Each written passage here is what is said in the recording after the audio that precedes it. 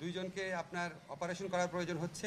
হাসনাতের অবস্থা এখন মোটামুটি ভালো আছে, আরও 48 আওয়ার্স আপনার অবজারভেশন রাখতে হবে। আমরা খুবই ব্যথিত এই ঘটনা দেখে।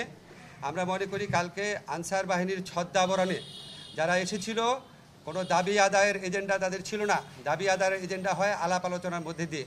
তারা বারবার আলাপ আলোচনা করে সম্মত হয়ে ফিরে গেছে এবং বারবার আমাদেরকে ঘিরে রেখেছে। তারা লাঠি তাদের স্টকে ছিল এবং আপনারা দেখেছেন তারা কি মারমুখীভাবে ছাত্রদের উপর, যেই ছাত্ররা স্বৈরাচারের পতন ঘটিয়েছে, যারা আমাদের স্বপ্ন এবং আমাদের ভবিষ্যতের প্রতিভূ হিসাবে যাদের দেখি, তাদেরকে রাস্তায় ফেলে কি নির্মমভাবে মেরেছে।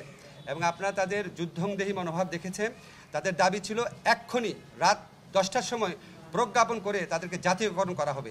তারা এমন একটা অসম্ভব দাবি তুলেছিল, অবাস্তব এবং অসম্ভব দাবি তুলেছিল গণ্ডগোল করার জন্য। এবং আমরা সারা সচিবালয় ঘেরাও করে রেখেছিল, হয়তো আরও অনেকে যোগ দিত। এটা ভয়াবহ পরিস্থিতি হতে পারত।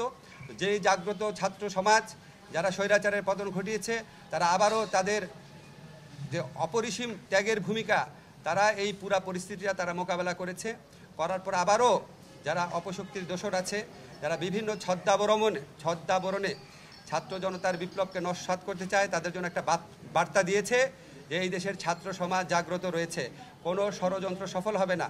এবং যারা ষড়যন্ত্র করবে, যারা এই ছাত্র জনতার গণ অভ্যুত্থানকে দাবি আদায়ের ছদ্মাবরণে বা বিভিন্ন অজুহাতে, বিভিন্ন ছদ্মাবরণে যারা এটাকে নস্যাৎ করতে চাবে, তাদের বিরুদ্ধে আমরা তো প্রচলিত আইনে ব্যবস্থা নিব, প্রচলিত আইনে।